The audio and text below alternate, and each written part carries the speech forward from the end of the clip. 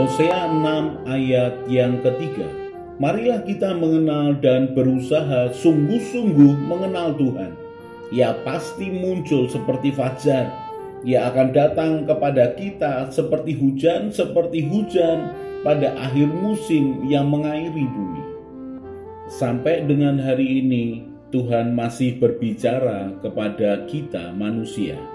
Tuhan bisa berbicara melalui firman yang didengar, melalui suatu peristiwa yang terjadi, melalui orang-orang yang kita temui, melalui jamahannya dalam hati kita, juga melalui pengalaman supranatural lainnya.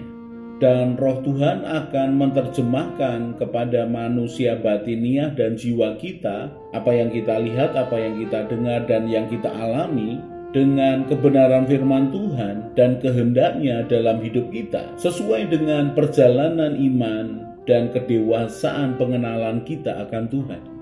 Mari ingini Tuhan, mari buka hati dan hidup kita akan tuntunan Roh Tuhan setiap waktu. Seberapa jauh kita mengalami Tuhan tergantung seberapa kita mengingini pengalaman ilahi dengan Dia. Semakin kita mengingini Tuhan, maka semakin nyata penyertaannya dalam hidup kita. Dalam renungan belajar takut akan Tuhan ini, saya mengajak saudara belajar dari peristiwa kehidupan dan dari firman Tuhan. Mari izinkan Tuhan mengajari kita. Mari membuka hati dan pikiran kita supaya kita hidup dalam takut akan Tuhan.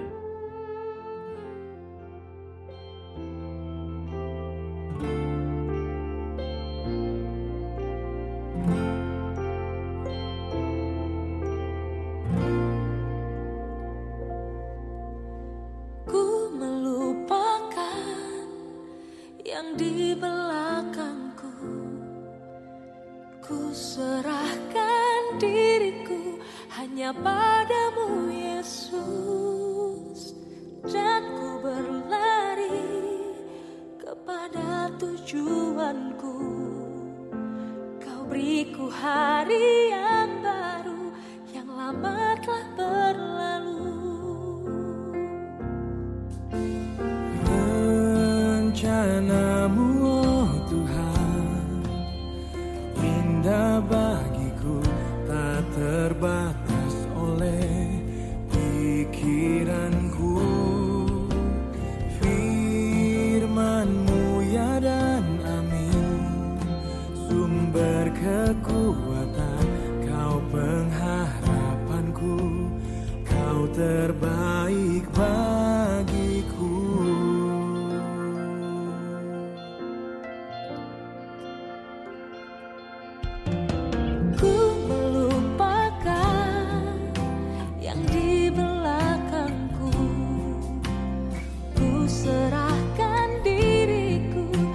Padamu Yesus, dan ku berlari kepada tujuanku. Kau beriku hari yang baru, yang lama telah berlalu. Rencanamu Tuhan, indah bagiku, tak terbatas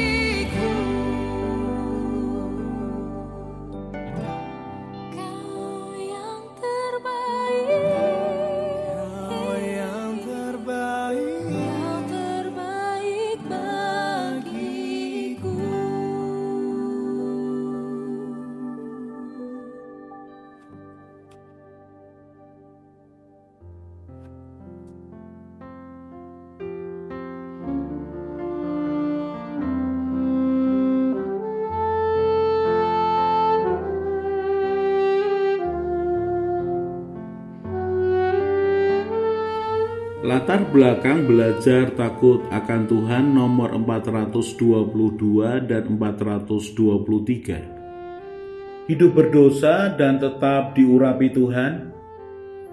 Pada suatu kali saya merenungkan apa yang saya lihat di sekitar saya di dalam pelayanan. Ada orang-orang yang menjaga hidupnya begitu rupa supaya tetap berkenan di hadapan Tuhan dan tetap melayani. Ada orang-orang yang sembarangan hidupnya dan bermain-main dengan pelayanannya kepada Tuhan.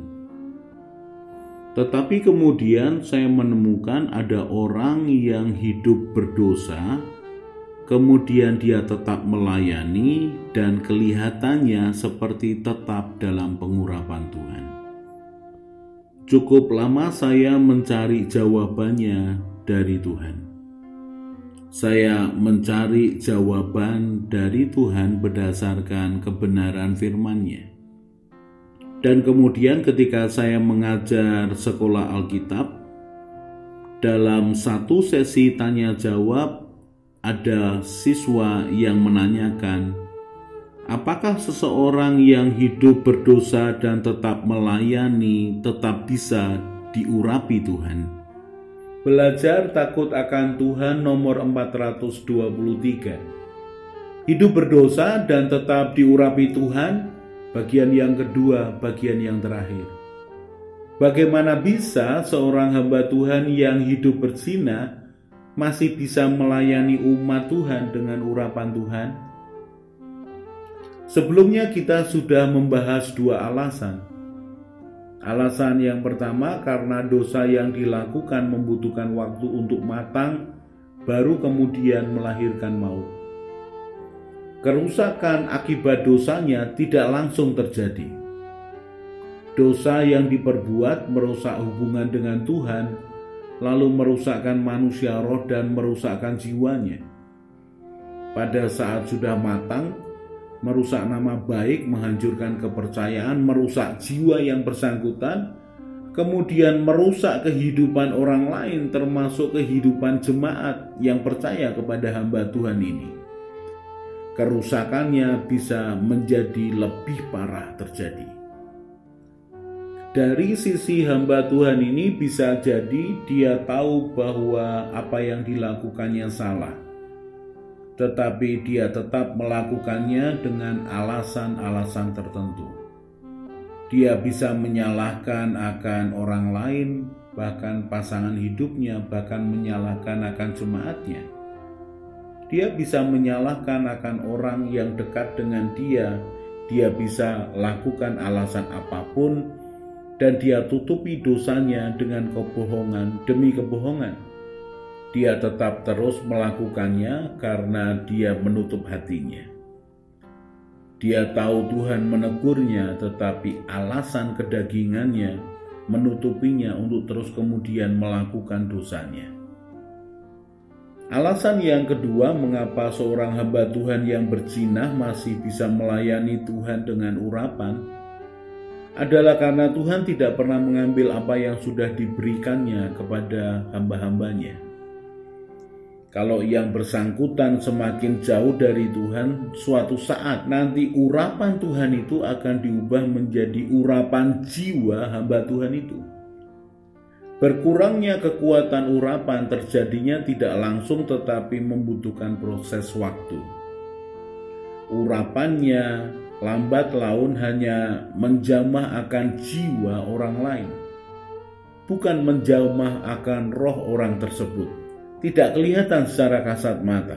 Sepertinya semuanya baik-baik saja, tetapi bagi orang yang memiliki hubungan pribadi dengan Tuhan akan mengetahui akan hal ini. Walau kemudian dia tidak menghakimi yang bersangkutan dan tetap berdoa buat hamba Tuhan itu. Kehidupan rohani seseorang di hadapan Tuhan itu begitu nyata dibandingkan dengan kehidupan akan manusia lahiriahnya. Tuhan tahu bahwa yang bersangkutan melakukan dosa dan tetap beraksi sepertinya dia diurapi. Maka ini pun menjadi ujian buat beberapa orang untuk hanya mengandalkan Tuhan, atau mengandalkan hamba Tuhan. Kemudian kita akan membahas alasan yang ketiga, mengapa seorang hamba Tuhan yang melakukan dosa tetap memiliki pengurapan. Alasan yang ketiga adalah karena Tuhan masih memiliki dalam tanda petik kepentingan kepada jemaat yang dilayani oleh hamba Tuhan itu. Sebenarnya ini keadaan yang berbahaya bagi hamba Tuhan yang bersangkutan, karena sepertinya dia masih dipakai Tuhan untuk menyampaikan pesan Tuhan, masih bisa menyampaikan firman Tuhan dengan baik, dengan lancar, bahkan memberkati banyak orang, masih bisa mendoakan orang lain dan Tuhan menjawab doanya. Semuanya sepertinya lancar-lancar saja. Tetapi ingat, kalau jemaat diberkati, itu karena Tuhan, bukan karena hamba Tuhan itu. Di dalam 1 Samuel 1 ayat 9-21, ada Imam Eli yang berdosa di hadapan Tuhan. Tetapi ketika dia berdoa untuk Hana, istri Elkana, maka doanya didengar oleh Tuhan sehingga setahun kemudian lahirlah Samuel, yang kemudian menjadi nabi untuk umat Israel. Dari 1 Samuel 1 ayat 9-21 ini kita memperhatikan Imam Eli yang berdosa di hadapan Tuhan masih didengar oleh Tuhan doanya untuk kepentingan rencana Tuhan dalam hidup orang Israel. Kalau firman Tuhan yang disampaikan masih memberkati banyak orang, itu karena pekerjaan Tuhan Roh Kudus. Tuhan dalam tanda petik memiliki kepentingan untuk memberkati jemaat yang mendengarkan firman-Nya. Kebetulan hamba Tuhan yang masih hidup dalam dosa itu melayani jemaat yang bersangkutan. Maka dalam tanda petik apa boleh buat? Tuhan lebih melihat kepentingan umat yang perlu ditolong, perlu dipulihkan, dan perlu jalan keluar melalui firman-Nya. Sehingga dia tetap dalam tanda petik memakai hamba Tuhan yang berdosa ini menyampaikan pesan Tuhan kepada umatnya supaya umatnya mendapatkan apa yang dibutuhkannya dari Tuhan. Kalau hamba Tuhan tersebut masih merasa dipakai oleh Tuhan, itu urusannya pribadi. Tetapi Tuhan tidak hanya memakainya, tetapi lebih tepat memanfaatkannya. Saya pakai istilah dalam tanda petik apa boleh buat Tuhan memakainya. Karena Tuhan melihat jemaat dan orang-orang lain masih percaya kepadanya sebagai hamba Tuhan, mereka mendengarkannya. Sementara Tuhan lebih mengerti dan memahami bahwa hamba Tuhan yang bersangkutan sudah menjauh daripadanya, bahkan sudah mencuri kemuliaan Tuhan. Maka hamba Tuhan ini dipakainya, bahkan dimanfaatkannya untuk Tuhan berbicara kepada umatnya. Sungguh keadaan yang berbahaya dan tidak menyenangkan. Karena itu sebagai seorang hamba Tuhan harus tetap dekat dengan Tuhan, dengar-dengaran dengan Tuhan, peka akan suara Tuhan, rela untuk dihardik dan rela untuk bertobat. Saya lanjutkan lagi, istilah Tuhan memanfaatkan orang itu sepertinya istilah yang sadis dan tidak berperi kemanusiaan. Tetapi mari kita ingat bahwa hamba Tuhan itulah yang memulai memanfaatkan Tuhan untuk kepentingannya pribadi. Urapan Tuhan dimanfaatkan yang bersangkutan untuk mengeruk keuntungan pribadi. Apalagi kalau dalam tanda petik status hamba Tuhan yang diurapi dijadikan alasan untuk berzina dengan wanita lain. Itu benar-benar memanfaatkan statusnya sebagai hamba Tuhan. Apalagi biasanya penampilan hamba Tuhan yang diurapi menjadi lebih menarik dibandingkan sebelum dia diurapi Tuhan. Tetapi ingat, pengurapan Tuhan adalah untuk kepentingan Tuhan dengan jemaatnya. Sekali lagi saya katakan, bahwa pengurapan Tuhan atas hambanya untuk kepentingan Tuhan dengan jemaatnya. Seharusnya hamba Tuhan yang bersangkutan tahu diri dan memahami, kalau Tuhan memakai dia, mengurapi dia, maka Tuhan memiliki keinginan, kehendak untuk berbicara sesuatu kepada umat yang dikasihinya. Hamba Tuhan ini hanya dipakai Tuhan untuk menyampaikan kehendak Tuhan. Kalau hamba Tuhan tersebut melihat ada orang lain lebih memperhatikan dan lebih tertarik karena pengurapan yang ada di dalam dirinya, kemudian dia memanfaatkan yang bersangkutan untuk berbuat dosa, maka dosanya kepada Tuhan berkali-kali lipat. Dia memanfaatkan urapan Tuhan, kemudian memanipulasi orang yang percaya kepadanya dan mencuri kemuliaan Tuhan. Saya sudah diajar Tuhan tentang pengurapan ini belasan tahun yang lalu. Sehingga kalau saya selesai berkhotbah dan orang lain banyak diberkati, maka saya tahu bahwa itu Tuhan yang memberkati umatnya. Tuhan yang berbicara kepada umat yang dikasihinya. Saya ini hanya dipakai sebagai alatnya saja. Saya menjaga hati saya bahwa saya ini hanya hambanya. Tidak ada yang baik yang keluar dari hidup saya. Semua yang baik itu karena pekerjaan Tuhan di dalam hidup saya. Saya tahu kalau saat saya berkhotbah saya diurapi Tuhan. Tetapi setelah selesai berkhotbah turun mimbar, saya adalah orang percaya biasa seperti jemaat yang saya layani.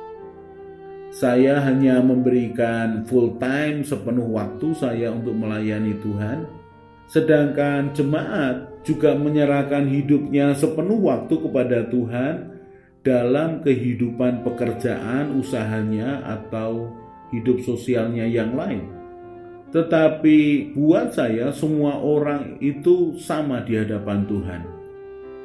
Tuhan memperlakukan semua orang sama sesuai dengan kebenaran dan kasih setianya.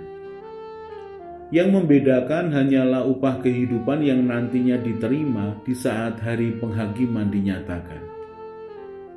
Buat saya sebagai hamba Tuhan, kalau saya masih dipakai Tuhan dan saya terima pengurapan untuk kepentingan orang yang saya layani, maka itu adalah kehormatan buat saya untuk bisa melayani Tuhan saya, Tuhan saya. Kalau ada orang lain secara terbuka memuji dan berterima kasih atas pelayanan yang saya berikan, maka saya akan mengucapkan puji Tuhan sambil tangan saya teracung ke atas. Tuhanlah yang berhak menerima kemuliaan, bukan saya. Dialah yang mengerjakan sesuatu di dalam saya dan di dalam hidup jemaatnya.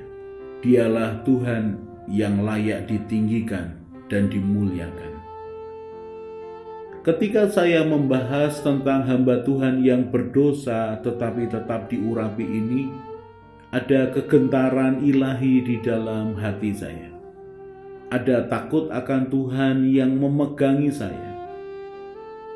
Saya berseru di dalam hati, lindungi aku ya Tuhan dari dosa yang tersembunyi. Jagai hatiku ya Tuhan, jiwaku dan tubuhku untuk dikuduskan di hadapan-Mu. Jauhkan hatiku dari keinginan memanfaatkan Engkau dan mencuri kemuliaan-Mu. Tuhan Roh Kudus, tolonglah aku melekat kepada pokok anggur yang benar, Tuhan Yesusku. Tuhan Roh Kudus, tolonglah aku terus menyadari bahwa aku ini hanya hamba Tuhan. Hamba yang hanya melakukan kehendak Tuannya. Amsal 3 ayat 5-7. Percayalah kepada Tuhan dengan segenap hatimu dan janganlah bersandar kepada pengertianmu sendiri. Akuilah Dia dalam segala lakumu, maka Ia akan meluruskan jalanmu. Janganlah engkau menganggap dirimu sendiri bijak. Takutlah akan Tuhan dan jauhilah kejahatan.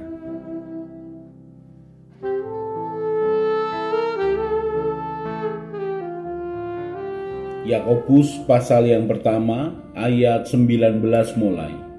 Hai saudara-saudara yang kukasihi, ingatlah hal ini.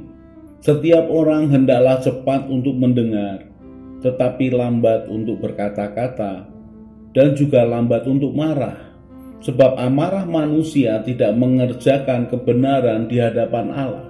Sebab itu buanglah segala sesuatu yang kotor dan kejahatan yang begitu banyak itu, dan terimalah dengan lemah lembut firman yang tertanam di dalam hatimu, yang berkuasa menyelamatkan jiwamu.